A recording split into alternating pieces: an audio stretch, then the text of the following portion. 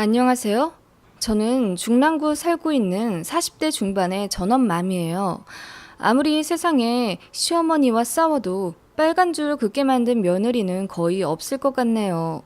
세상 순하게 살아온 제가 독한 며느리가 되어 시어머니를 재판까지 보내드렸네요. 평생 양보만 하며 살아왔던 불쌍한 남편의 몫까지 복수한 거예요. 무슨 얘기인지 궁금하시죠? 그럼 바로 이야기 시작할게요. 저에게는 눈에 넣어도 안 아플 10살 딸과 2살 아들이 있어요. 그리고 너무나도 사랑하는 남편이 있고요. 저와 남편은 소개팅으로 만났어요. 제 직장 선배가 중국어 학원 다니며 친하게 지내게 된 동생이 있는데 저와 성격도 잘 맞을 것 같고 무엇보다 잘생겼다며 한번 만나보라는 말에 술 한잔 가볍게 해볼 생각으로 부담 없이 나간 자리였어요.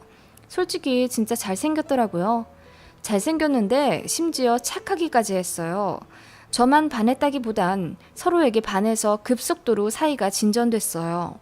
그렇게 만난 지 3개월 만에 저하고 조금 사귀다 헤어지는 사이 말고 진지하게 만나고 싶다면서 결혼을 전제로 만나보자고 해서 저 역시 같은 마음으로 사귀게 되었죠. 남편은 제가 엄마 같아서 좋았다고 하더라고요. 본인의 엄마가 아니라 정말 엄마처럼 포근하고 너그럽고 모든 것을 다 감싸 안는 느낌이라며 그런 저에게 있으면 모든 근심이 사라진다고 했어요. 제가 원래 좀 사람을 편하게 해주는 스타일이긴 한데 암튼 남편은 저 같은 사람은 처음이라며 안식을 얻는 기분이라고 했죠. 처음엔 그냥 입 바른 소리인가 했는데 남편이 정말 진정성 있게 말하더라고요. 내가 누군가에게 그런 깊은 의미라니. 서로가 인연은 인연이라고 생각했어요. 저희 남편은 정말 순하고 선했어요. 제가 연이은 야근으로 피곤해 쩔어 살던 어느 날 갑자기 회사에 찾아와선 지하 주차장에 10분만 내려와 보라고 하더니 차 안에서 제 발과 어깨를 주물러주며 직접 싸온 도시락도 먹여주곤 했고요. 주말에는 토요일 아침부터 일요일 밤까지 쭉 스케줄을 짜와서 저를 공주처럼 대접해주고 제가 경기도 외곽이든 전남 땅끝마을이든 가고 싶다고 하는 곳은 어디든지 데려다주던 정말 헌신적인 사랑을 보여주던 사람이었죠. 착한 데다 잘생기고 능력도 좋은 사람이 나만 바라본다는 사실은 이 쓰디쓴 세상도 달콤하게 물들이는 마법 같은 일이었어요. 매일이 황홀했고 저 역시 이 남자를 정말 놓치기 싫었습니다. 그런 남편이었지만 딱 하나 마음에 걸리는 부분이 있었는데요. 바로 시댁이었습니다. 남편이 결혼 얘기가 오가게 되며 진지하게 저에게 털어놓더라고요.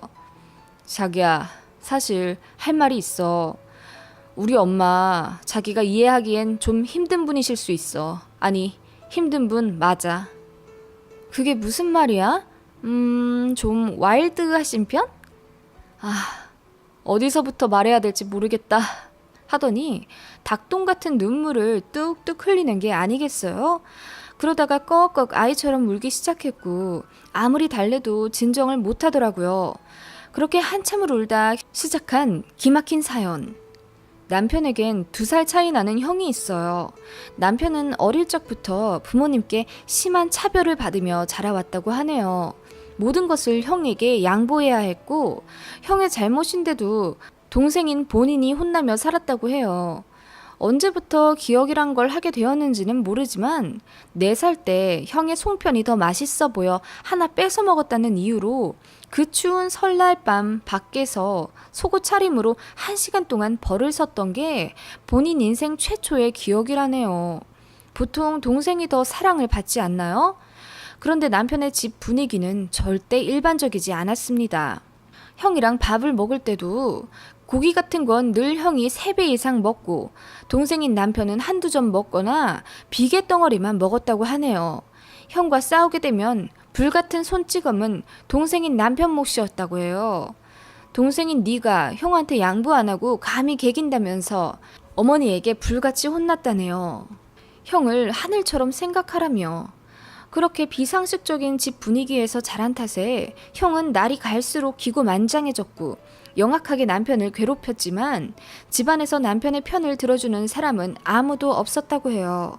남편을 향해 웃어주는 이도, 포근하게 안아주는 사람도, 1등이 적힌 성적표를 들고 와도 칭찬해주는 사람은 아무도 없었답니다. 사실 남편은 계획이 없었던 자식이래요. 그걸 남편이 12살 되던 해에 시어머니가 직접 얼굴에 대고 말하셨답니다. 그 얘기를 들은 12살짜리 어린 남편은 얼마나 상처를 받았겠어요. 한편으로는 그동안 지독하게 차별받았던 지난날이 한순간에 이해가 가더래요. 상상이 가시나요? 그 어린 12살이 소화하기엔 너무 잔인했던 말인데 말이죠. 지금에야 판단이 되지만 완전 학대잖아요.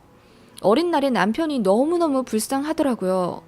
그런 차별은 중고등학교 돼서도 이어졌다고 해요. 남편의 형은 늘 비싼 학원, 비싼 옷, 가방 등 유행에 절대 뒤처지지 않을 신상으로만 잔뜩 꾸며주고 남편은 형이 쓰다 질려서 던져버린 것들이나 입고 신게 했다고 하네요. 그리고 학원이나 가회요? 말 한번 해봤다가 호되게 혼나고 크게 상처받았다고 하네요.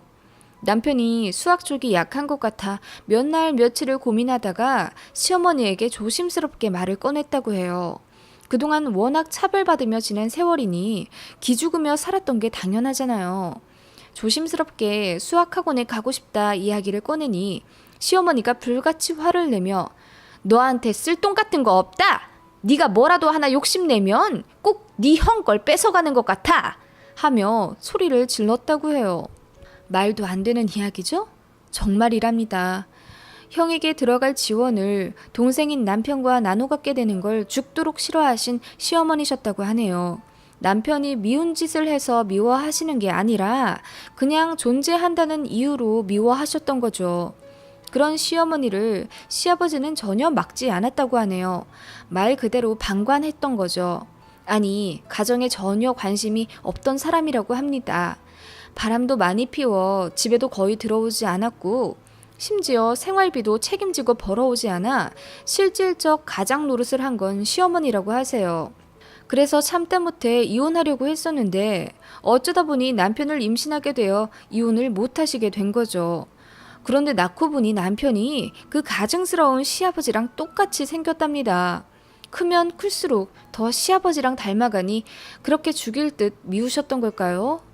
아무튼 남편은 그런 학창시절을 보냈고 시어머니에게 인정받아 보려 죽도록 공부해서 성적만은 늘 최상위권을 유지했다고 해요. 학교에서 친구들과 선생님에게 예쁨도 많이 받았지만 가슴은 뻥 뚫린 듯 허하기만 했대요. 담배를 피워볼까, 술을 입에 대볼까, 좀 논다는 친구들과 오토바이를 타면 스트레스가 좀 풀릴까 싶은 유혹도 많았지만 혹시라도 자신의 비행 때문에 어머니로부터 영영 버림받을까봐 간당간당한 외줄타기를 하고 있는 느낌 속에 살았던 남편은 그렇게 답답함을 꾹꾹 눌러 살았다고 하네요. 그렇게 홀로 힘으로 명문대에 합격했지만 시어머니는 등록금을 주지 않으셨대요. 형이 재수를 하고 있다는 이유 때문에요. 형도 대학에 못 가고 있는데 너 혼자 잘 되면 형 앞길 막는 거라며 절대 돈 안 줄 거라고 하셨다네요. 그래서 울며 겨자 먹기로 남편도 1년 재수를 택했고 24시간 패스트푸드 자정 알바를 하며 낮에는 공부하고 밤에는 일하는 지옥 같은 시간을 보냈다고 해요. 어쩐지 공부를 그렇게 잘하는 사람이 재수를 했다니 남편에게 무슨 남모를 사연이 있나 했거든요. 그렇게 스스로 돈을 벌어 재수 성공해 명문대에 다시 입학했는데 또 모든 대학에 떨어져 삼수. 아주버님은 결국 대학 포기하고 어느 작은 중소기업 생산직으로 일찌감치 취업해 들어갔다네요. 시어머니는 혼자만 대학에 잘 간 남편이 꼴도 보기 싫다며 매일같이 화풀이 하다가 짐 싸서 나가라고 했고 그렇게 남편의 이른 독립이 시작되었다고 해요. 남편이 마음의 준비 없이 혼자 살게 되자 우울증이 발현했고 그렇게 찾은 신경정신과에서 상담으로 남편의 심리 기입숙한 곳에 있는 시어머니와의 갈등을 수면 위로 꺼내게 된 거죠. 남편은 대학에 다니며 수많은 상담 치료 끝에 심리적, 정서적 안정을 많이 되찾았다고 해요. 그 전에는 웃어도 웃는 게 아니었다고 하던데 어느 순간부터는 작은 것에 비로소 행복을 느끼었다고 해요. 모든 게 본인 때문이라며 자책하는 날도 많았고 시어머니와의 관계에 본인이 태어나지 말았어야 했는데 태어난 게 잘못이라고 은연중 생각하고 있었기에 자존감도 바닥이었답니다. 그런 상처들을 열심히 스스로 치유해 나갔던 거죠. 장하게도. 이야기가 끝나자 저도 그만 펑펑 울며 남편을 끌어안았어요. 그런 남편을 평생 지켜주어야겠다고 생각했습니다. 그렇게 시작한 결혼 준비. 예상대로 시어머니는 정말 독하디 독하신 분이셨어요. 남편이 결혼하고 싶다고 얘기하자 그래, 네 맘대로 하고 돈 달라는 말만 말아라. 네 형이 자리를 못 잡아서 너 줄 돈은 한 푼도 없다. 이러셨다네요. 뭐 그렇게 반쪽이 비어 허전한 듯한 결혼 준비가 시작되었고 어른의 결정이 필요한 부분은 모두 저희 친정에서 도와주셨어요.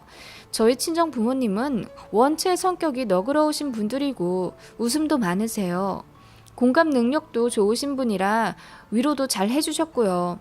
제가 남편의 성장 과정을 대략 이야기해주자 너무나도 대견하게 상처를 잘 극복했다며 남편을 토닥여 주셨고 그런 남편이 흐느끼며 저희 친정 부모님께 평생 잘하겠다고 약속하더라고요. 결혼식장에서도 남편은 시댁 쪽보단 저희 친정 부모님께 더 눈을 두고 연신 미소 짓더라고요. 시부모님들 표정은 뭐 그냥 무표정으로 일관하셔서 제가 다 무안했었죠. 외람된 말이지만 신혼집 구할 때도 저희 부모님만 금전적으로 도움 주셨고 시댁에서는 한 푼도 주시지 않으셨어요. 그렇게 저희 결혼 생활이 시작되었어요. 다행인지 불행인지 시댁과 연락도 왕래도 거의 없게 되었습니다. 남편도 먼저 연락하기 싫다고 저보고도 연락하지 말라고 했고 시댁에서도 마찬가지셨어요. 명절에 올 필요 없다고 그냥 알아서 잘 살으라 하셨죠. 허전함도 잠시 완벽한 가정을 이룬 남편은 매일을 황홀하게 행복해했고 저희 친정 부모님과의 관계에 최선을 다하며 저와 가정을 잘 이뤄갔어요. 그렇게 결혼 12년을 보내며 예쁜 첫째 딸과 막둥이 아들을 낳았어요. 사실 너무나 간절히 둘째를 원했는데 잘 안 생기더라고요. 포기하던 차에 기적적으로 둘째가 생겨 저희 가족 모두 뛸 듯이 기뻐했어요. 그런데 제가 임신하면서 임신성 당뇨에 걸려 엄청 고생했고 아이 낳으면서도 죽을 고비를 몇 번이나 넘겼습니다. 제가 출산 중 피를 너무 많이 흘려서 피 구한다고 난리가 났었다고 해요. 그렇게 어렵게 품에 안은 둘째 아들인데 세상에 나오자마자 약한 몸으로 니큐에 들어가 한 달을 고생을 하다 겨우 퇴원했어요. 정말 힘들게 낳은 저희 둘째 아들이라 병원에서 눈물도 참 많이 쏟았죠. 그런데 그런 귀한 저희 아들을 시어머니가 시아주버님에게 드리라고 하셨네요. 이게 웬 말 같지도 않은 소리인가 싶으시죠? 네, 저희 둘째가 인큐베이터에서 나와 병원과 조리원에 3주 있다가 집에 온 날 시어머니로부터 전화가 왔어요. 생전 오지도 않던 전화라 저는 처음에 시어머니인 줄도 모르고 스팸 전화인 줄 알았지 뭐예요. 암튼 시어머니가 인사도 생략하시고 다짜고짜 이러시더라고요. 둘째 낳았다지? 아들이라고? 네, 어머님. 잘 지내셨어요? 아니, 잘 못 지냈다. 만나서 이야기 좀 했으면 하는데 내일 너희 집에 좀 가도 되겠냐? 하시더라고요. 아직 몸도 성치 않고 인큐에서 나온 지 얼마 안 된 아이라 솔직히 많이 조심스러웠죠. 그래도 저희 집에 처음으로 오신다는 시어머니이고 혹시 말은 저렇게 하셔도 오셔선 축하해 주시려고 오시나 싶어 거절은 못했습니다. 그런데 집에 와서 다짜고짜 말씀하신 시어머님의 말씀 정말 기가 막히고 코가 막혔어요. 저희 남편을 몇 년 만에 보는 건데도 보는 둥 마는 둥 그냥 지나치시더니 저를 잡고 본론부터 말씀하시더라고요. 내 지체 않고 말아마. 너희 남편 형이 늦게 장가간 건 알지? 네, 어머님. 근데 식은 안 올린다고 저희 오지 말라고 하셨잖아요. 그래, 네 형이 사정이 좀 있어서. 아무튼 그건 그렇고 다른 문제가 좀 있다. 이상함을 느낀 남편이 제 말을 가로채 시어머니에게 대신 물었습니다. 엄마, 무슨 문제길래 며느리 안부도 안 여쭈세요? 와이프 고생 많이 했어요. 내가 안부 묻게 생겼냐? 너는 내가 안 봐줘도 혼자 잘 살잖아. 지 형이 어떻게 사는 줄도 모르고. 아, 글쎄 네 형이 시가 없댄다. 네? 그게 무슨 말씀이세요? 무정자증이라고. 애를 못 낳는데 몇 년을 애가 안 들어서서 큰 며느리랑 우리 아들이랑 난임병원에 다니기 시작했는데 네 형한테 문제가 있단다. 형이요? 그래서 말인데 니들 둘째를 형한테 좀 양보해야겠다. 네? 귀를 의심했습니다. 앞이 아득해지더라고요. 제가 무슨 말을 들은 건지. 네 아들이면 뭐 따지고 보면 네 형이랑도 같은 씨 아니냐. 우리가 데려가서 잘 키울게. 그건 내가 보장하마. 유산도 다 물려줄 거고 너희 형수님이랑 내가 정말 잘 키울게. 한 번만 양보해라. 어머님, 뭘 양보하라는 말씀이세요? 아이가 물건이에요? 그리고 우리 아들을 왜 아주버님한테 보내요? 무슨 농담을 그렇게 진짜처럼 말씀하세요, 무섭게. 화가 나서 빽 소리를 질렀더니 시어머니가 울면서 말씀하시더라고요. 네 형 불쌍하지도 않니? 대학교도 못 가고 이 회사 저 회사 여기저기 치이면서 사람들한테 상처받고 저 좋다는 여자 하나 없어서 변변찮은 연애도 못하다가 간신히 장가갔는데 애도 못 낳고 저러고 산다. 엄마, 네 형이 불쌍해 죽겠어. 너는 네 혼자 잘나서 공부도 잘했고 학교도 직장도 좋은 데 가서 애도 순풍순풍 잘만 낳고 살지 않니? 엄마, 그동안 내가 잘 살았다고요? 남편이 텅 빈 눈빛으로 시어머니를 보며 울 듯이 대답하는데 그 모습이 너무 처량해 보여 제가 앞을 가로막았어요. 어머님, 말도 안 되는 소리 하실 거면 저 지금 경찰 부르겠습니다. 뭐? 부부라고 아주 똑같은 것들끼리 만났구나. 둘이 어쩜 그리 이기적이니? 하나뿐인 형한테 양보는 못 해줄 망정. 니넨 애도 이미 하나 있잖아. 그리고 정 뭐하면 하나 더 낳아도 되잖냐. 어머님, 얼마나 힘들게 낳은 우리 아이인데요. 그리고 생전 남편한테 관심도 사랑도 안 주시더니 이제 와 저희 애까지 양보하라고요? 다 됐고요. 더 이상 어머님 망언 듣기 싫어요. 나가주세요. 화가 나서 소리를 질렀더니 우리 둘째가 놀랐는지 울더라고요. 첫째 딸은 친정 부모님께 가 있어서 다행이었죠. 다급하게 안방으로 가서 둘째 아이를 안아 올렸습니다. 그때 저벅저벅 뒤따라온 시어머니가 제품에서 저희 둘째 아들을 강제로 뺏으려 하시는 게 아니겠어요? 너무 놀라서 어버버 하는 사이 저희 아들을 그만 어머님 품 안에 빼앗기고 말았어요. 그러시더니 그대로 다급하게 집을 나가시려고 하는 거 있죠? 네, 농담 아니고 정말이에요. 그 피부치를 그렇게 눈앞에서 뺏겼습니다. 남편과 저 동시에 소리를 지르며 아이를 뺏으려고 실랑이를 벌였어요. 그 와중에 아이는 불편한지 있는 힘을 다해 울고 있고요. 지금 생각하면 정말 미안하네요. 그렇게 강제로 현관 문 밖까지 나가시고 초인적인 힘으로 엘베까지 눌러 타시더라고요. 저희 셋 모두 엘베 안에서 뒤엉켜 말리고 밀고 난리도 아니었습니다. 그렇게 1층에 도착한 엘리베이터. 문이 열리자마자 본 얼굴은 시아주버님이었습니다. 진원아, 일단 애기 받아서 먼저 데려가라 하시며 아이를 시아주버님께 급히 드리려는 게 아니겠어요?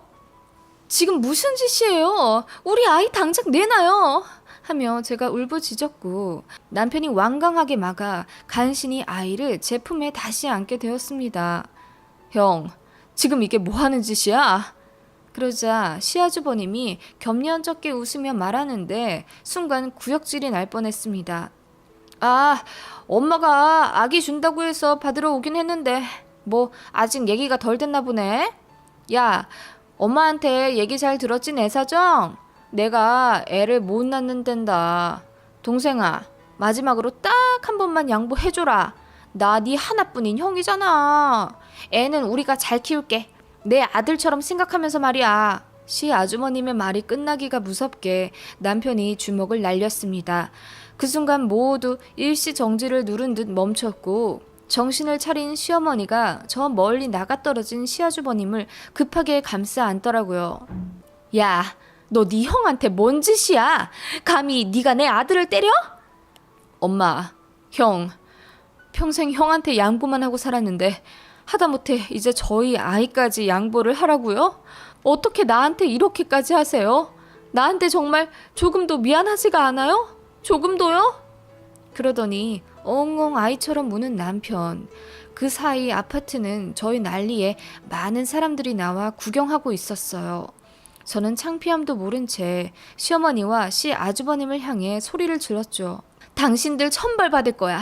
내 남편한테 준 상처 내가 용서 안 해. 하고 이어 말했어요. 여러분, 지금 경찰서에 신고 좀 해주세요.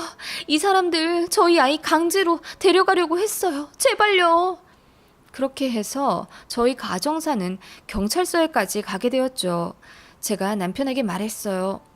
당신에게 미안하지만 나 시어머니 용서할 수 없어. 당신한테 한 짓만으로도 사실 너무나 당신 어머니를 증오해. 이제는 더 참을 수가 없어. 나 어머니 고소하려고 해. 그 전에 당신 어머니니까 당신 동의가 필요해. 여보, 일단 미안해. 나 때문에 이런 말도 안 되는 일 겪게 해서. 그리고 이어 말하는 남편. 나도 용서 못해. 그리고 이제 우리 엄마, 우리 형 아니야. 어떻게 그런 사람들이 내 가족이라고 할 수 있겠어? 차라리 이제 마음 편해. 마음 한구석 불편함이 있었는데 용서 안 해도 될 떳떳한 구실이 생겼잖아. 이제 정말 마음 놓고 미워하려고 우리 엄마. 하며 힘없이 웃는 남편을 그저 안아줄 수밖에 없었죠. 그날부로 저희는 시어머니를 아동 유괴죄로 고소했습니다. 엘리베이터 CCTV와 저희 아파트 입주민들이 그 증인이었죠. 시어머니가 고래고래 소리를 지르며 남편이 시아주버님 때린 거 폭행죄로 같이 고소할 거라며 어깃장을 놓았지만 사실 그 역시 정당방위일 뿐이죠. 시어머니와 저희는 꽤 오랜 시간 지친 시간을 보내며 조사를 받았고 남편은 절대 선처가 없다고 했어요. 그리고 어느새 재판까지 가게 되었습니다. 그 와중에 시아주버님이 저희에게 찾아와 제발 여기서 멈추어 달라며 어떻게 가족한테 이럴 수 있냐며 눈물로 호소하더라고요. 그런 시아주버님에게 딱 한마디 하고 돌려보냈습니다. 그러게요. 가족인 제 남편한테 다들 왜 그러셨어요? 한마디도 못하더라고요. 시어머니는 분명한 유괴 의도가 있었고 조사 결과 몇 달 전부터 치밀하게 준비하신 계획 범죄로 판결이 났어요. 그러나 결과적으로는 시도에 그쳤다는 점, 친족 관계라는 점에서 감형이 되었고 결국 징역 4개월, 집행유예 1년을 받으셨습니다. 판결 내려지기 전 구치소에서 콩밥도 두둑히 드셨죠. 집행유예 때문에 교도소는 안 가셨지만 어쨌든 전과가 남으셨어요. 그리고 접근 금지 가처분 명령이 내려졌습니다.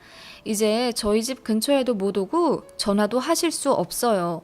저희 남편도 전화로 시댁에 마지막으로 분명히 얘기를 전했습니다. 인연은 여기까지다. 더는 연락하지 말자. 장례식에도 부르지 말아줬으면 좋겠다. 라고요. 차단까지 마무리하곤 스마트폰을 내려놓은 남편이 저를 보고 씩 웃더라고요. 그리고 한마디 하더라고요. 이제 내 가정은 여기 이곳뿐이야. 그래서 저도 남편의 눈을 보며 진심을 담아 말했어요. 당신 내가 무조건 지켜준다고. 그렇게 폭풍 같은 시간이 지났고 저희 둘째 아들은 그날의 긴박함은 꿈에도 모른 채 무럭무럭 커서 조금씩 걷기 시작했고 이제 웬만큼의 또래만큼 건강해졌어요. 우리 첫째 딸은 다행히 아무것도 모르고 마냥 해맑기만 하고요. 저희는 아팠던 만큼 더 굳건해졌습니다. 우리 가여운 남편, 저희 가족 안에서 행복만 할 수 있게 제가 꼭 지켜줄 겁니다.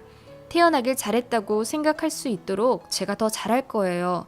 저도 아이를 둘 낳아보니 첫째나 둘째나 모두 소중한데 어머님은 어쩜 그렇게 첫째만 차별하여 아끼고 둘째인 제 남편은 왜 남의 집 자식 마냥 한번 따스히 품어주지도 않고 매몰차게 키우셨는지 이해가 안 갑니다. 정말 제 남편이 미운 시아버님을 닮아서 그러셨던 걸까요?